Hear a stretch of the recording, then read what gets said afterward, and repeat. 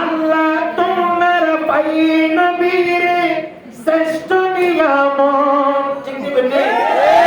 আল্লাহ তোমার পাই নবীরে শ্রেষ্ঠ নিয়ামত। এই নিয়ামতের শুকরিয়া আদায় না করলে হইব কিয়ামত।